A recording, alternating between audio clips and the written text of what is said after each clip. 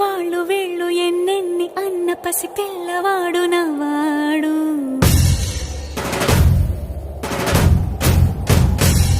విడుముండోడు అని ఊరు వాడ అనుకున్న గాని మహారాజు నాకు నవ్వాడు.